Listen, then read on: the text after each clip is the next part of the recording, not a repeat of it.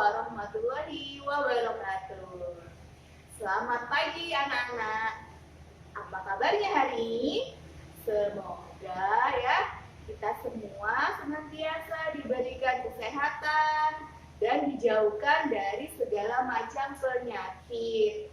Amin. Nah, bagi yang hari ini kurang enak badan atau sedang sakit, mari kita sama-sama doakan agar segera diberi kesembuhan dan diangkat segala penyakitnya oleh Allah Subhanahu wa Ta'ala. Amin. Nah, sebelum kita mulai pembelajaran, marilah kita berdoa terlebih dahulu. Yuk, kita baca doa bersama-sama ya. A'udzu billahi minasyaitonir rajim. Bismillahirrahmanirrahim. Rabbis rahli sadri wa yassirli amri wahlul 'uqdatam min lisani yafqahu qawli. Rabbi zidni ilma warzuqni fahma birahmatika ya arhamar rahimin. Semoga Allah senantiasa memberikan kemudahan dan kelancaran bagi kita semua dalam pembelajaran dari rumah. Ya, amin. Nah, sebelumnya, sebelum saya mulai atau sebelum saya masuk ke pembelajaran, yuk kita baca lagi surat Al-Maidah ayat 2. A'udzu billahi minasyaitonir rajim. Bismillahirrahmanirrahim. Wa ta'awanu 'alal birri wat taqwa wa la ta'awanu 'alal itsmi wal 'udwan wattaqullaha innallaha syadidul 'iqab. Artinya, tolong menolonglah kamu dalam mengerjakan kebajikan dan takwa, dan jangan tolong menolong dalam berbuat dosa dan permusuhan. Bertakwalah kepada Allah, sungguh Allah sangat berat siksanya. Ya. Tuh.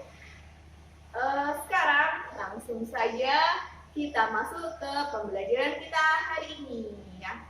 Yaitu yang pertama adalah tentang pengamalan sila 3, 4, dan 5 di lingkungan tempat bermain. Ya, kalau kemarin itu di lingkungan rumah, sekarang di lingkungan bermain atau di lingkungan tempat bermain. Ya, tujuannya adalah agar nanti anak-anak mampu menyebutkan contoh dari pengamalan sila ketiga, 4, dan 5 di tempat bermain. Nah, untuk pembelajaran kedua yaitu tentang kalimat penolakan. Ya. Tujuannya adalah nanti anak-anak mampu menemukan kalimat penolakan dalam teks cerita ataupun percakapan, ya. Nah, jadi itu materi yang akan kita pelajari pada pertemuan kali ini, ya. Nah, untuk materi yang pertama yaitu pengamalan sila 3, 4, dan 5 di tempat bermain. Nah, itu sebenarnya hanya mengulang saja. Ustazah hanya mengulang saja, ya. Kemarin kita sudah belajar tentang pengamalan sila 3, 4, dan 5 tapi di lingkungan rumah. Nah, bedanya hanya tempatnya saja. Untuk kegiatannya itu hampir mirip, ya, hanya beda tempat saja. Masih ingat? Untuk kegiatan yang mencerminkan sila ketiga itu adalah apa? Ciri-cirinya yaitu kegiatan yang sifatnya atau bersikap bersatu, sikap bersatu, menunjukkan sikap bersatu, ya, atau cinta tanah air, cinta Indonesia. Tuh, tapi yang ada di lingkungan tempat bermain. Nah, contohnya apa? Contohnya adalah bermain bersama. Nah, misalnya, bermain petak umpet, bermain sepak bola, terus bermain gobak sodor. Nah, dengan bersama-sama teman-teman ya. Terus contoh lainnya, misalnya membersihkan atau membereskan mainan setelah selesai bermain secara bersama-sama. Jadi setelah selesai bermain, mainannya dibereskan bersama-sama. Ya nggak boleh hanya satu orang saja yang membereskannya, tapi semua yang ikut bermain juga ikut membereskan mainannya ya. Itu contohnya. Dan lain-lain, anak-anak bisa mencarinya sendiri ya. Terus untuk yang sila keempat, masih ingat? Kegiatannya adalah yang berhubungan dengan sikap musyawarah atau saling mengeluarkan pendapat ya. Nah, contohnya apa?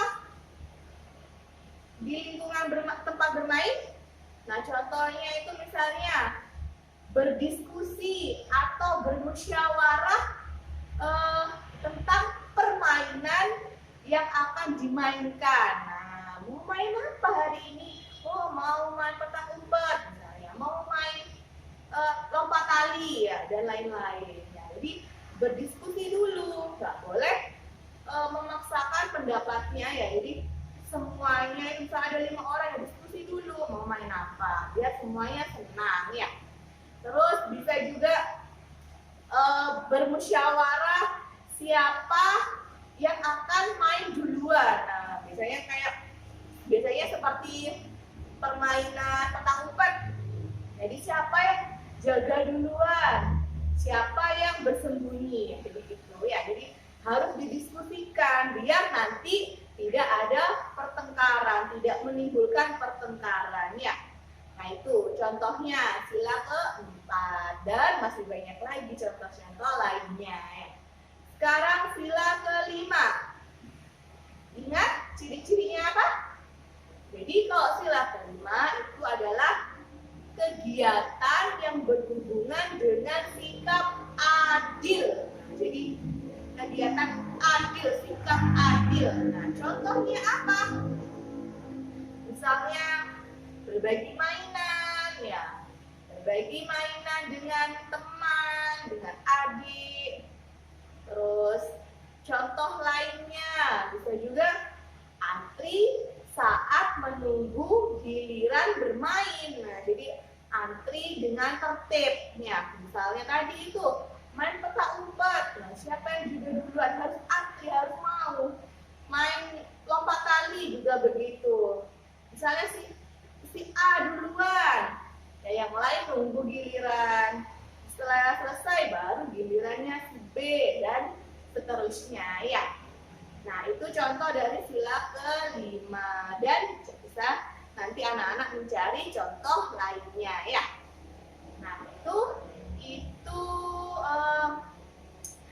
sekilas tentang pengamal sila 3, 4, dan 5 di tempat bermain ya. Ustazah hanya mengingatkan kembali karena kemarin kita sudah ya. Sekarang di pembelajaran atau di materi yang kedua yaitu kalimat penolakan. Nah, sebelumnya di pertemuan sebelumnya anak-anak sudah belajar jenis-jenis kalimat ya.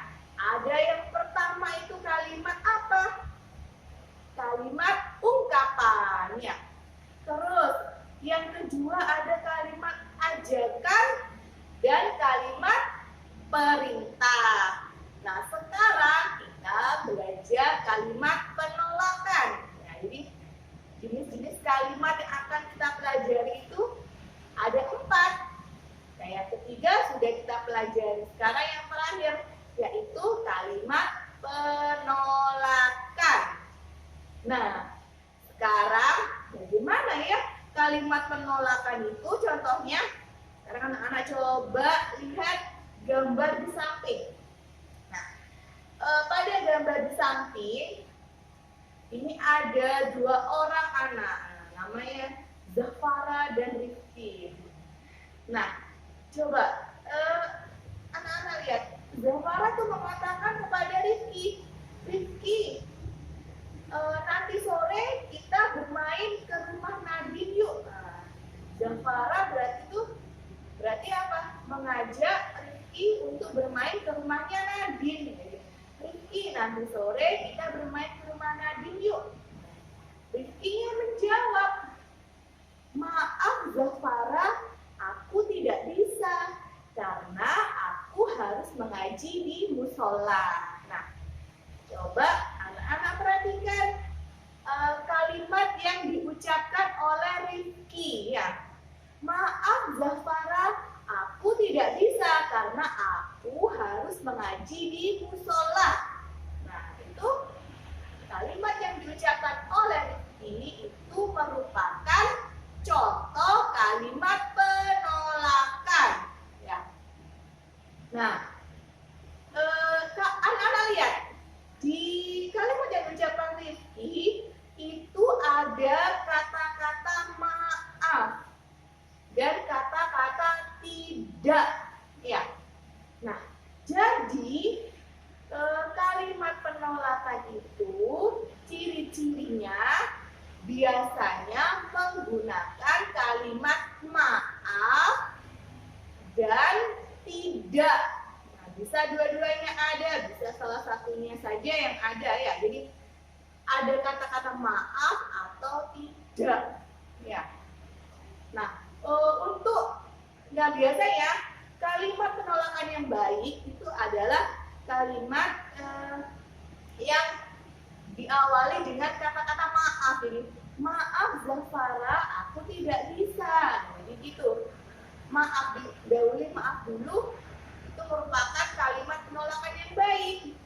Karena kalau anak-anak mengatakan maaf itu kan nanti yang mengajak itu tidak merasa tersinggung karena ditolak dengan sopan ya.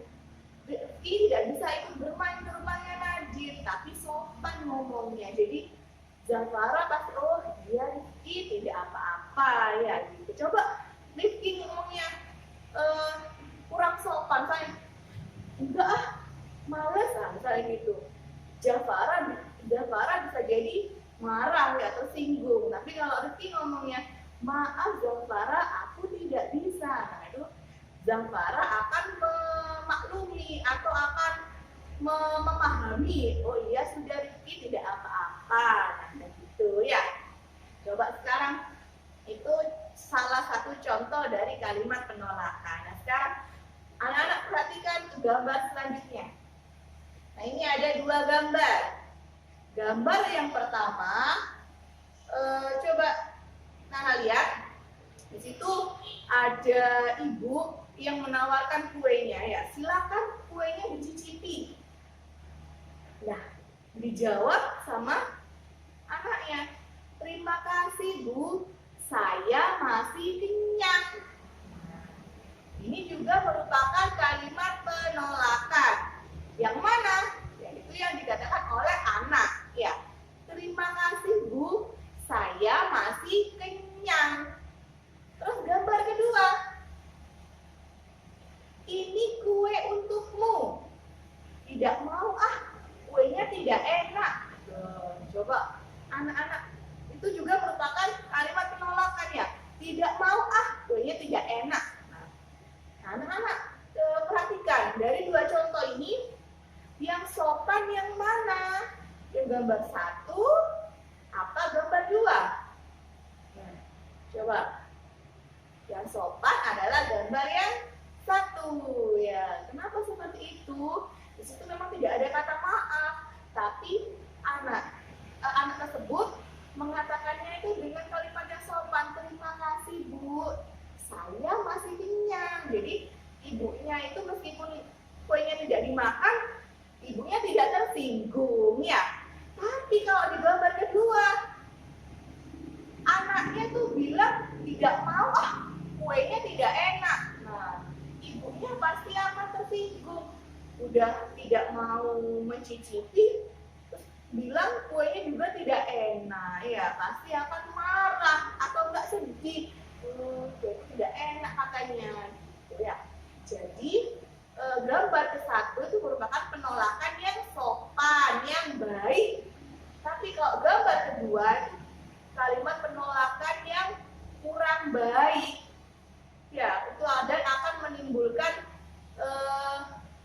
perasaan sedih, perasaan tidak enak bagi yang ditolak, ya.